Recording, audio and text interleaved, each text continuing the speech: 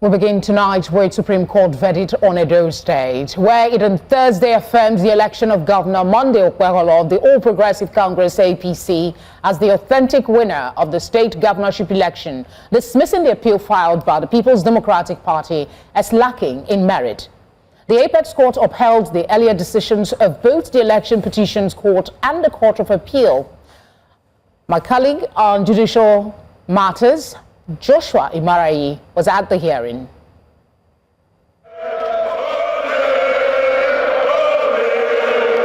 Songs of victory echoed across halls of the Supreme Court as supporters of the All Progressive Congress celebrated the Apex Court ruling. In a unanimous decision, a five-member panel of justices led by Justice Garba Mohammed held that the People's Democratic Party and its candidate, Aso Ighodalo, failed to prove allegations of irregularities in the governorship election. Reacting to the verdict, APC leaders from Edo State described the judgment as a victory for democracy. Now that the case is over, we thank everybody, but most importantly, we want to go back to build our state, to unite everybody in line with what the governor believed in. He wants to bring everybody, regardless of your political party, we want to bring everybody together for the interest of Edo people. Governor Monday Okpebholo and the APC in Edo State won very convincingly the September 21st, 2024 election. We thank the judiciary, we thank the Supreme Court especially for restoring the hope of Edo people and affirming the judgment of the concurrent judgment of the two lower courts, which has affirmed the election of Governor Monday Okpebholo.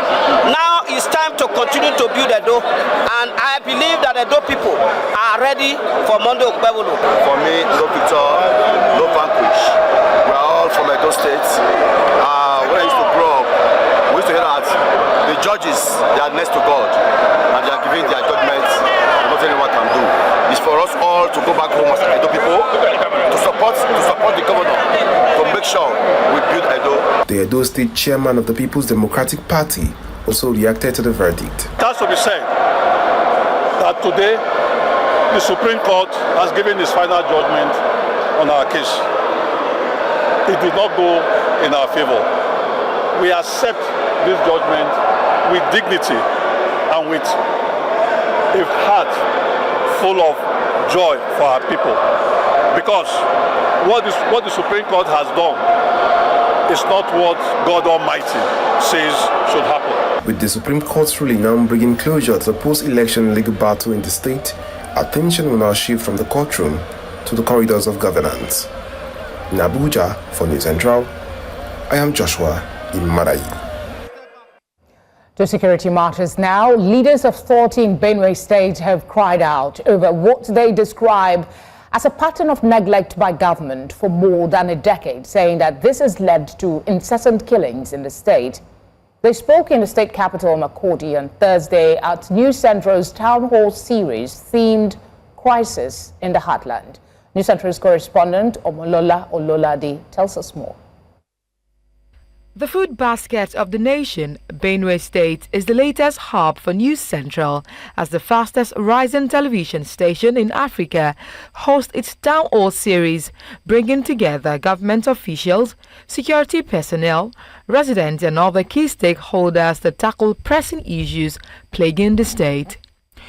News Central Town Hall not only seeks to feel the pulse of the people, but creates a platform for Nigerians to be seen and heard, hence providing an opportunity for the people of Benue State to share their experiences. It was discharged day before yesterday, and I don't know where to go. All of my things are burned to ashes. They now took me to IDP camp. That is why I'm here today. My wife was killed with 3 sons. Then we are pleading with government of Benue State and the entire government of Nigeria that if there is any way they can remedy this situation, because it's getting worse and worse. Went to the farm where my wife is. I now shoot one gun up. Immediately she called back home. And he come and attack my wife there and he killed her. These people, they are not friends at all, because they come to that place to get food and they do not touch them. They get some things they want by force, and still when they are leaving, they will come back and shoot and kill. While the current crisis in Benue State may have been attributed to farmer-herders clashes, key players argue that the crisis goes beyond farmer-herder clashes, as the killings started more than 10 years ago. When the water dried during rainy season, they move around to the river Benue Valley for the survival of their cattle. Nothing more than that. But because of this criminality, those who are attacking the livestock in large number and killing the livestock are even taking their criminal elements. And that generated most of the atrocity that we're seeing. Suddenly the government came in, and perhaps with the support that you have from the international community, people have seen that you can make good business from that. And now the church is seen as enemy number one for helping the people that the church has always identified with. So we cannot have a situation where there is so much shedding of blood and we have so normalized it to the point where one newspaper headline carries it. And the people in authority must know as well that for as long as they do not seem to hear, you will shout out loud enough to let them hear, even if they're deaf.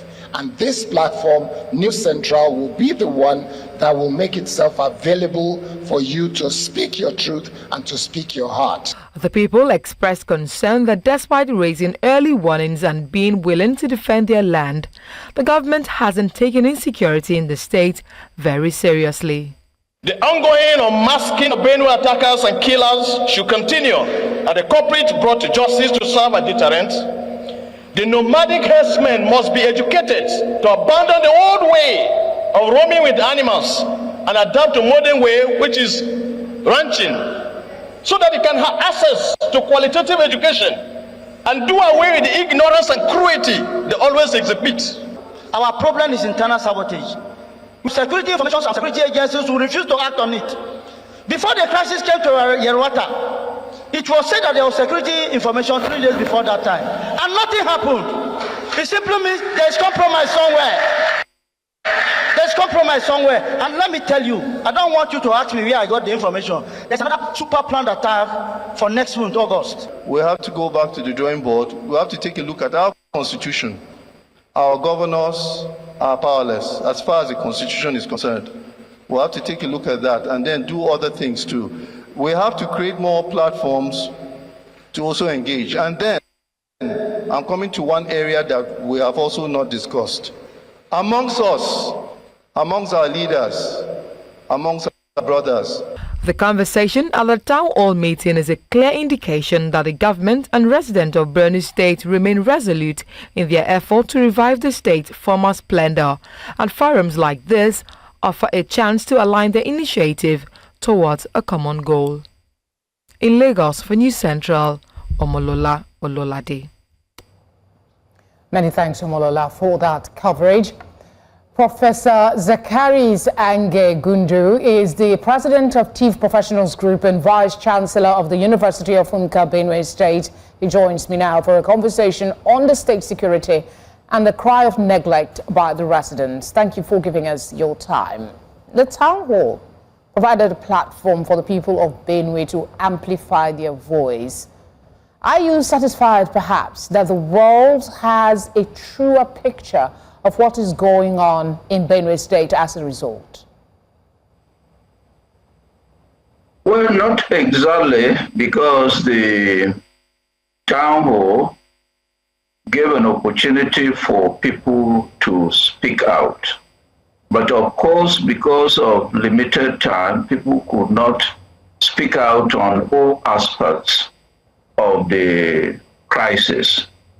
For example, I don't think the town hall actually analyzed critically the role of the military and security agencies. They didn't. We could not have enough time to do that. The truth of the matter is that the military is not supposed to be so interested in internal security. Their mandate, constitutional mandate, is to secure the state from external aggression. So when you bring the military to do some internal security duties, they are not prepared for it. And it has happened in the northeast, it's happening in the northwest, and it's happening in the north central, and it happened in the southeast. Truth of the matter is, it is becoming quite clear that for many of the military who are drafted in to look at the internal security, they look at the business angle. They benefit from it. In Benue State, for example, and North Central, when people are chased away from their ancestral lands, we've discovered that the military are incidentally the farmers. They go there and they farm. So I don't think we're able to look at that critically. We're not able to look at that critically. Okay. We're also not able to, possibly because of time, to look at the international dimension to this challenge. We're not able to look at this. We're not able to look critically at what is happening in the Sahel and the extent to which elements of what is happening in the Sahel are impacting on the southern latitudes, especially in the north central. We're also not able to look at some of the people or groups that are actually conniving with the Fulanese to attack different parts of this country, because it was quite clear that these Fulanese are not Nigerian. All right, you've raised quite a number of areas that the town hall was unable to cover, and you rightly pointed out the constraint of time. However, many speakers at the forum were united in the view that government negligence, if not apparent complicity, is at the foundation of what they say is a genocide. What is your charge to the Benue State government and the federal government on what they should be doing differently? Well, it's quite clear that the Benue State governor has not been very open in terms of looking at the situation. Initially, he would say these are just mere skirmishes. Initially, he would even deny that there were any attacks on his own people, that is the Benue people. So there was a lot of denial. And because there was a lot of denial, it is quite clear that even the president was not properly informed, because the governor is on record to have visited Abuja and told the president that there was no problem in Benue State, that there was peace. And the governor was incidentally telling lies on national television. So when the president came, it was an opportunity for the governor to have opened up to him. He didn't. There are two critical things which the governor refused to do when the president came in. The first was to insist that all the lands, ancestral lands annexed by the Fulani in Benue State should be returned their owners. That is a precondition for lasting peace. If these lands are annexed and they are not given back, there will be no peace. The governor didn't come out very clearly on that. In fact, he avoided that. The governor also avoided the fact that unless the IDPs who have been out of their ancestral lands, some of them for more than 10 years, unless they go back unconditionally, there will be no peace. And of course, the president ought to know that he is dealing with citizens of Nigeria. Prof, let me interject a bit. I know we don't, I really wanted you to speak more, but we're time pressed as always. You talked about, ancestral land annexed to Fulanis to be returned, and you talked about IDPs going back, but particularly, I'm curious as to you laying all the blame at the doorstep of the governor as to raising these issues. Yes, he might have the failing, but the presidency has security chiefs who might know some of these issues. So is it a shared responsibility? And yes, you are pointing out the issues, but I would have suggested, asked more to speak about what they should be doing. Is this going to be, the two things you've mentioned now, are they the only solutions? Solutions, but the president is worried that there's no peace. The president is worried that people should live in peace with each other. The president is worried that there should be stability. And a governor who is interested in the security and welfare of his people should be able to lay down on the table clearly the conditions for stability, clearly the conditions for peace. The truth of the matter is that all the attacks on Benue have been done on ancestral lands, on farms, and in people's houses while they are asleep. No community in Benue has actually left Benue borders to go and attack anybody. Okay, briefly, So before we let you go, Sam, if we see you're an elder statesman, elder in the land, very familiar with these issues, and I'm sure there are lots of people like yourself who understand what these issues are. So if an understanding of what the problem and the solutions are is already on the table, what is left to bring that peace? Is it still falling on the table of the governor and the federal government, or there is more? In 40 seconds, if you can, sir. Well, the truth of the matter is the governor is in the center of everything. It depends on what he tells security agencies. It depends on what he tells the president. It depends on what narrative he is putting out there. And those of us who are in Benue are saying that the narrative he's putting out is a weak narrative, is a narrative that is erroneous, and it's a narrative that doesn't seem to protect the people of Benue State. For example, if a governor comes and says that he doesn't depend, or rather believe in self-defense, what is he telling you? That somebody attacks you while you are sleeping in your own house, you should not defend yourself? That if somebody is coming to attack you on your farm, just because he wants his cows to share your farm produce, I really hate to do this, Prof, but we are out of time, Prof. I really hate to do this. I hope I can get you on the news or perhaps have an exclusive conversation on this subject subsequently. Thank you for giving us your time. Thank you so much. Thank you. Coming up still, more troubles for suspended Senator Natasha Akpoti-Uduaghan as Senate strips her of Diaspora Committee chairmanship. Details of this story and more after the break.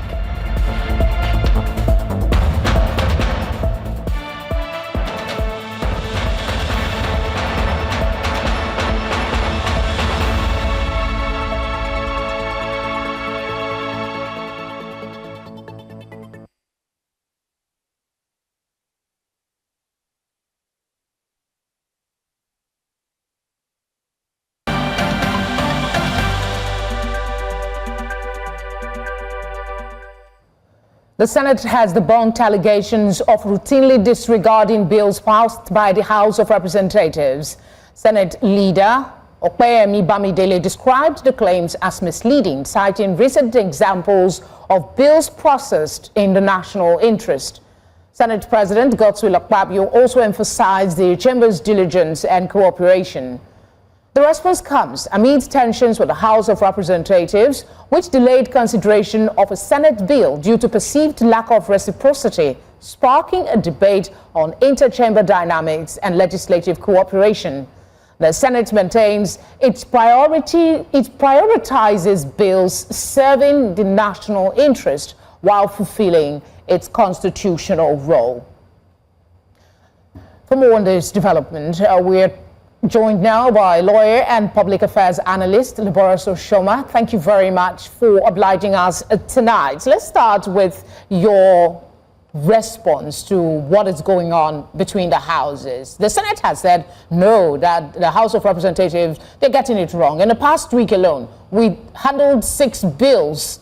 So what is at the heart of this row?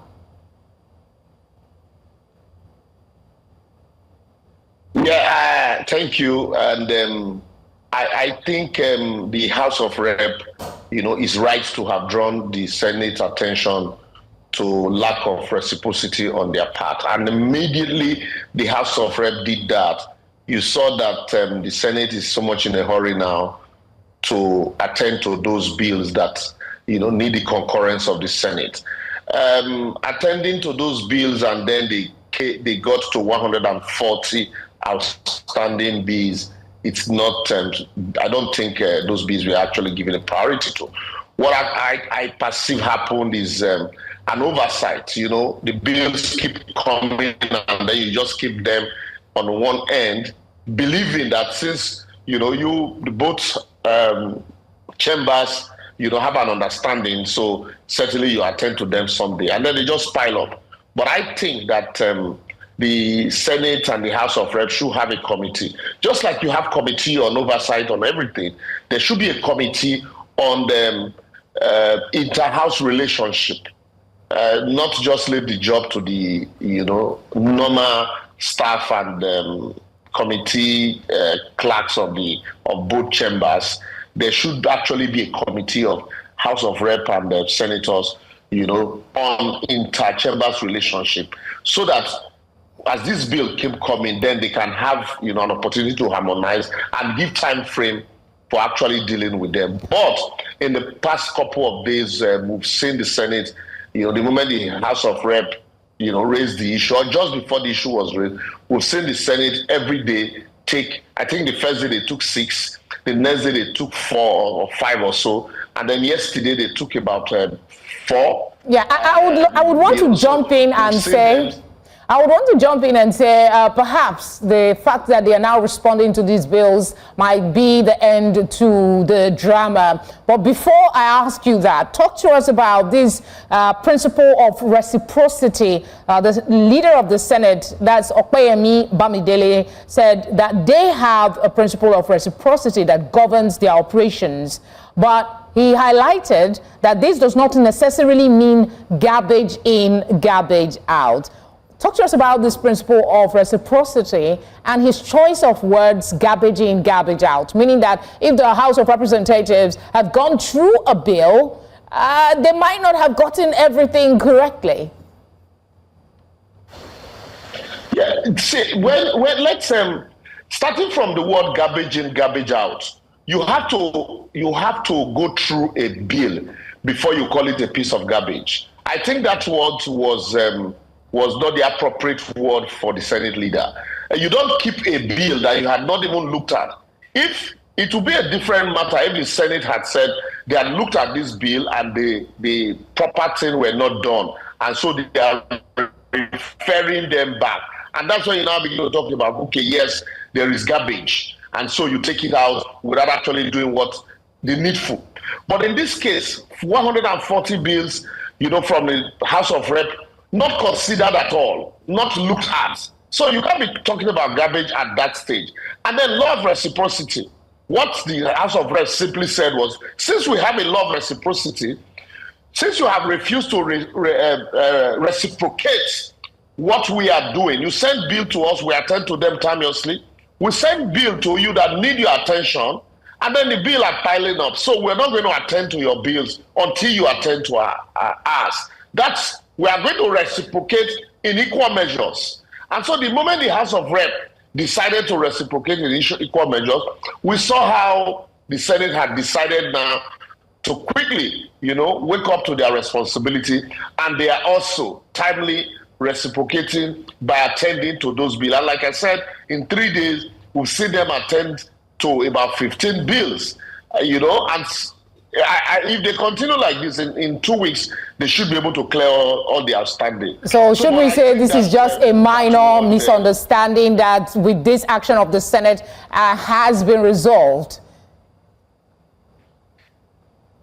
Very minor issue. And I know that because of the law of reciprocity that they both have and the robust relationship between both chambers, there was need for the House of Rep to raise it, and that they are dealing with it, and just a matter of days it will be dealt with. It is really not something that we should, have sleepless nights over.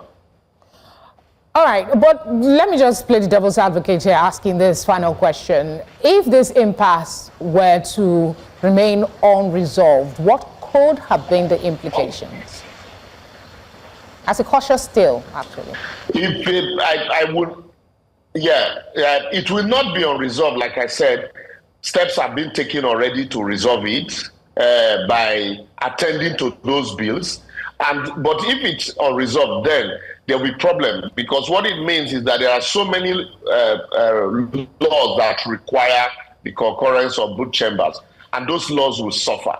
But unfortunately, they are attending to them now, and so we would believe that, like I said, very minor issue, and they will be resolved. The both chambers have more, important issues to deal with, and it's like just waking up your partner to their responsibility to say, because we are friends, does not mean you should neglect, your duty or your responsibility. Yeah, you call it minor, but you call it minor, but there are people who would say that it shouldn't have gotten to the press if it's a minor issue between brothers. But that's for another time. Thank you very much for speaking with us.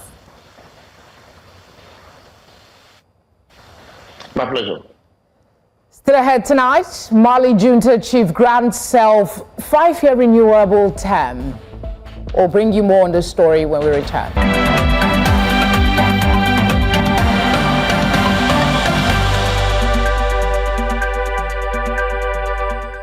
Thanks for staying with us. Suspended Senator Natasha Akpoti-Uduaghan has been removed as the chairman of the Senate Committee on Diaspora and Non-Governmental Organizations. She has now been replaced by Anyekan Bassi, senator representing Akwa Ibom Northeast. Lawmakers also upheld the dismissal of a staff of the West African Examination Council for malpractice and urged President Bola Tinubu to compensate the family of 2-year-old Ivan Omoria, who was killed during a raid by operatives of the National Drug Law Enforcement Agency. News Centre's National Assembly correspondent has more. As plenary progressed, the Committee on Ethics, Code of Conduct and Public Petitions presented its report on the petition by one Sandra Harry, claiming to have been wrongfully dismissed by the West African Examination Council. The committee revealed that she was found guilty after its investigation, but appealed that her dismissal be instead converted to compulsory retirement, which generated reactions from lawmakers. The Senate urged the West Africa Examination Council to commute the dismissal of Ms. Minnie Sandra Harry to retirement. She don't only deserve dismissal. This Senate should recommend to the Attorney General that candidates like this should be punished as a deterrent. If we go ahead to accept this recommendation, we're encouraging people to tamper with examination scripts. The Senate also adopted another report of its Ethics Committee, appealing to President Bola Tinubu to provide 200 million naira as compensation to the family of 2-year-old Ivan Omoria, who was killed during a raid by operatives of the NDLEA in Delta State. We truly believe that this family needs to be protected from such agency that I believe can pay at least to ameliorate the loss. We can't accept this in Nigeria, where we give you uniform, we pay you, and then you go and kill Nigerians that you are supposed to protect. This murderer wearing NDLA uniform should be prosecuted according to Nigerian law with regards to murder. The monetary compensation should be routed through Mr. President, while NDLA is hereby directed to bear the full cost of the surgeries and treatment of the second child, who still has a bullet in one eye. Just before plenary adjourned for the week, the Senate named Anyekan Basi of Akwa Ibom Northeast Senatorial District as the new chair of its Committee on Diaspora and Non-Governmental Organizations, a position previously held by suspended Kogi lawmaker Natasha Akpotiuduaghan. Chairman of the Senate Committee on Diaspora and NGOs is distinguished Senator Anyekan Basi, and it will take effect from today. The latest moves comes amid an ongoing impasse between the Senate and Akpotiuduaghan, which led to her suspension, a decision recently faulted by the Federal High Court in Abuja, which directed the suspension be lifted. In Abuja for News Central, Sagir Ibrahim. Away from the Senate, the Federal Capital Territory Administration has apprehended 210 beggars under the Operation Sweep Abuja of Miscreants, street beggars, traders, scavengers, and other criminal elements, which commenced on Monday. Acting Director of Social Welfare in the FCTA, Gloria Onwuka, disclosed this in Abuja on Thursday at the end of day 4 of the exercise. Onwuka said the operation was in line with the directive of the FCT Minister, Nyesom Wike. She said that the beggars who were caught in the act in different locations were being profiled and would be deported back to their various states. The Lagos State Independent Electoral Commission, LISEC, has assured residents of its preparedness for the upcoming local government and local council development area elections scheduled for Saturday, July 12. Speaking at a press briefing, LISEC chairperson Justice Bola Okikiolu Igele, retired, revealed that out of 19 registered political parties, 15 will participate in the polls. She disclosed that more than 6 million permanent voters' cards, PVCs, have been collected and emphasized that both sensitive and non-sensitive materials have been deployed with a central warehouse for secure storage. Staying on the election, the Independent National Electoral Commission, INEC, says it will introduce a portal where associations seeking to be political parties can register. In a statement on Thursday, Sam Olumekun, INEC's National Commissioner and Chairman of the Information and Voter Education Committee, said the Commission has received further updates and additional requests from associations seeking registration as political parties. Olumekun said 7 more applications have been received since last week, bringing the total to 129, adding that all the requests are being processed.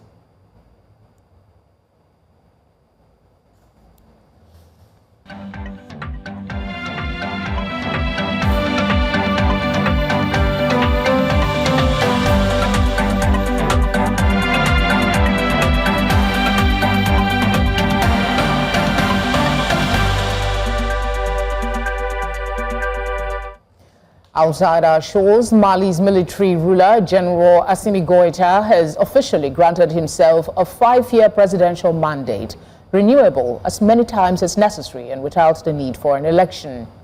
The law signed by Goïta on Tuesday and made public Thursday cements his grip on power until at least 2030, despite previous promises by the military government to restore civilian rule by March 2024.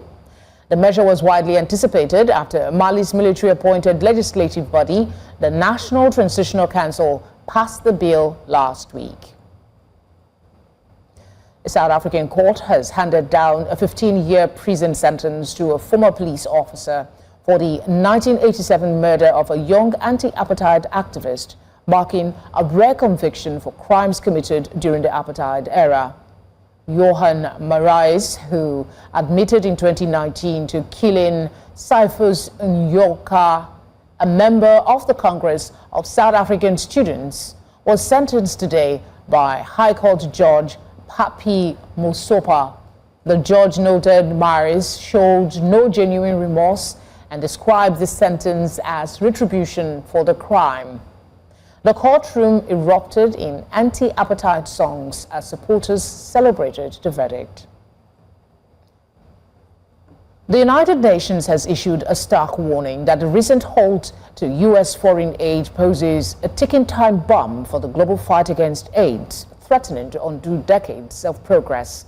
According to a new UNAIDS report released on Thursday, approximately 31.6 million people were on antiretroviral treatment in 2024, and AIDS-related deaths had dropped by more than half since 2010, falling to 630,000 last year. However, the agency cautions that these gains are at risk as funding cuts have forced the closure of vital prevention and treatment programs.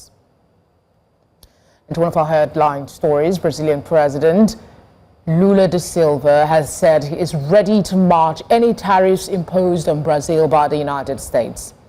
In a letter to Lula da Silva, Trump criticized Brazil's handling of Bolsonaro's legal case and labeled it an international disgrace. This move comes amid broader U.S. tariff actions targeting multiple countries, but the 50% rate on Brazil far exceeds tariffs imposed on other nations. President Lula emphasized Brazil's sovereignty while rejecting external interference in its judicial process. Tonight returns with business, sports, and entertainment.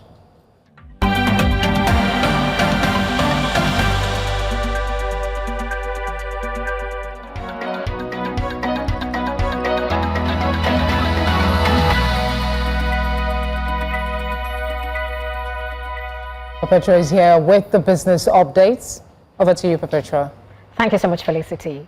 The Nigerian government has refuted claims that it stopped issuing 5-year multi-entry visas to U.S. citizens, affirming its commitment to reciprocity and existing bilateral agreements. Presidential advisor Bayo Ononuga clarified that the new 90-day single-entry e-visa applies only to short-term visitors seeking a faster application process, which does not apply to standard long-term visa categories.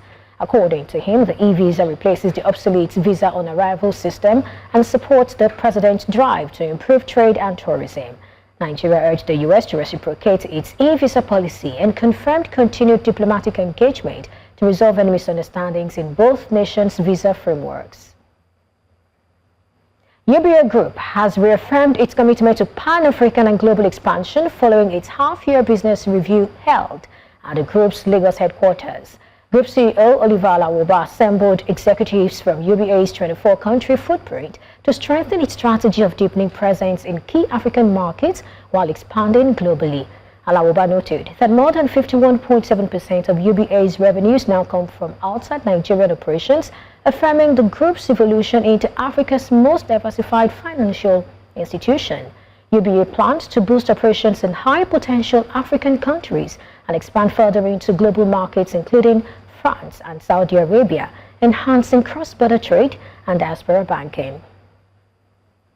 To stock markets now, the Nigerian exchange posted its largest single-day gain in 2025 on Thursday, closing at a record high of 124,446.80 points from Wednesday's 121,989.67 points.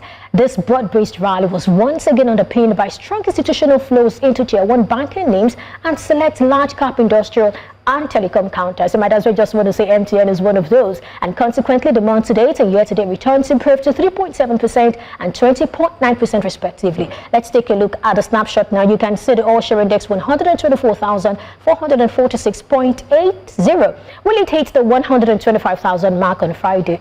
That's a difficult one. And of course, the percentage change is 2.01%. Market capitalization, another high rise there, 78.73 trillion naira. And now to sector performance. All sectors under our coverage closed in the green. Beginning with the banking sector. Okay, so beginning with the banking sector, the banking index soared 3.86% and it's its third consecutive green close, driven by UBA, Zenith Bank, GTCO, and Access Corporation. And away from that, when we come to the insurance sector, insurance has been performing quite well in recent times, becoming the top gainer for the day at 3.96%. Now, it also has the highest week-to-date gain at over 9%. Oil and gas reversed its losses, adding 4 basis points today, and that sort of brings its week-to-date gain to minus 0.23%, and that's a loss, by the way.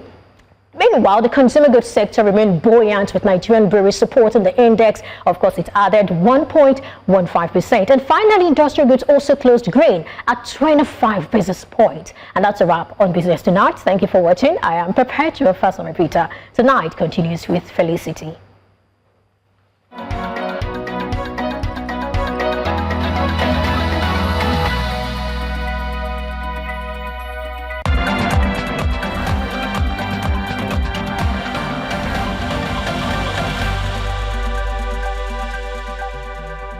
Let's get all the sports updates. Tunde's here with that. Thank you, Felicity. It's time for sports. Nigeria's Super Falcons have qualified for the quarterfinals of the Women's Africa Cup of Nations in Morocco after a 1-0 win over Botswana in their second Group B match.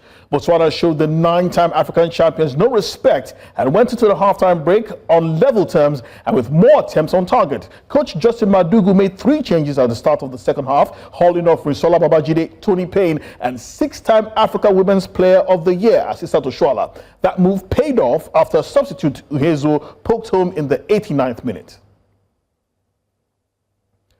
Warri Wolves will make a return to the Nigeria Premier Football League after a hard-fought 2-1 victory over Crown FC at the Stephen Keshi Stadium in Asaba. The result means that Warri Wolves top Group B with 6 points. They are joined by newcomers Kun Khalifat of Owerri, who finished second with 6 points following a 2-1 win over Osun United. In Group A, Wiki Tourists beat Yobe Desert Stars 4-0 to also make it a return to the Premier League, while Barao FC of Kano earned a historic promotion with a 2-0 win over Doma United.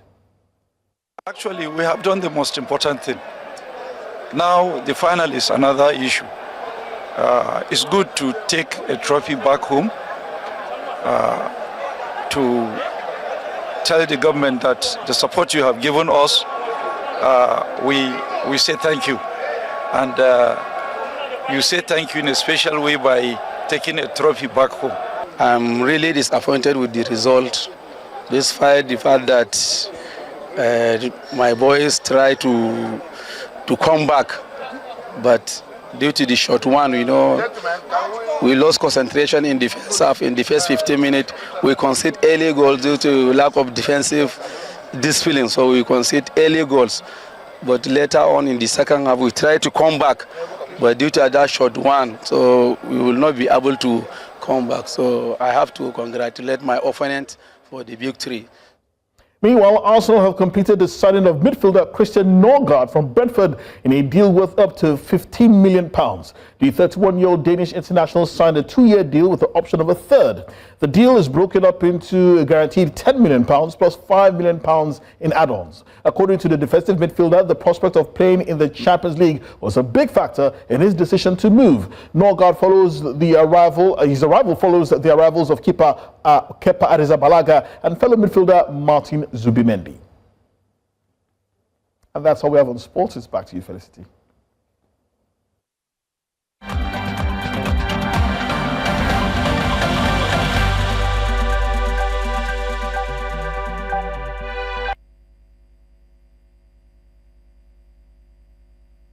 Let's get the latest entertainment from Adewo. Good evening, Adewo. Thank you very much, Felicity. You know how it is. Every time there's a smile on my face, there's something good happening in the entertainment scene. Let's take a look. I'll give you all the details shortly.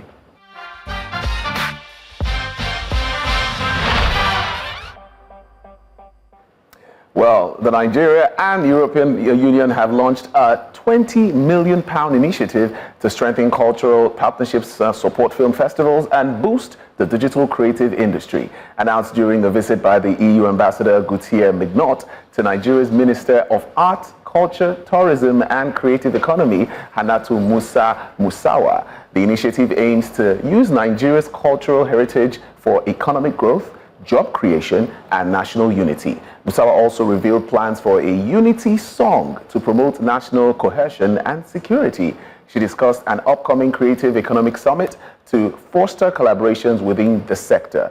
Ambassador Mignot highlighted the EU's commitment to deepening cultural ties with Nigeria, recognizing its vibrant creative scene as an asset for mutual growth. Well, I would say a big congratulations there, and that's good news for the industry.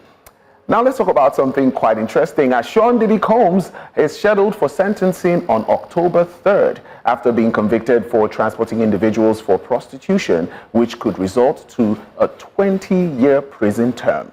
He was acquitted of more, serious charges, including sex trafficking and racketeering conspiracy, following an 8-week trial. Prosecutors allege Combs ran a criminal enterprise that concealed sexual abuse, but failed to prove his guilt beyond reasonable doubt. Evidence presented including bank records, text messages, and video involving two of Combs' ex-girlfriends, as Cassie Ventura and a woman named Jane Doe. But both women testified they were coerced into encounters with escorts, while Combs' defense argued they were willingly participating in the act. Although he was cleared of trafficking charges, Combs was convicted for flying women and escorts across state lines for sex acts. Denied bail since his conviction on July 2nd, Combs' time in jail will count towards his final sentence. So by October 3rd, we will know how that would be. That's all we have on entertainment tonight, by the way.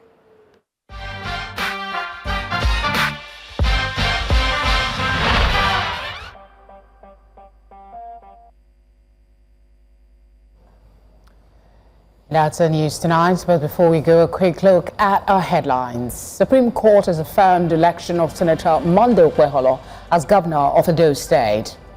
We also told you that News Central is hosting town hall in Benue on Benue security as residents decry incessant attacks amid government's neglect.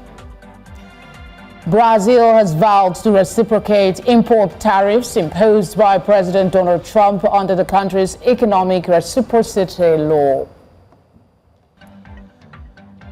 Send us your eyewitness reports to the number showing now on your screen, or you can follow us on all social media platforms to do that at News Central TV. You can watch News Central live on DSTV channel 422, GoTV channel 23, Star Times channel 274, Alvo TV, and on YouTube. Many thanks as always for your kind attention. Have a good night rest.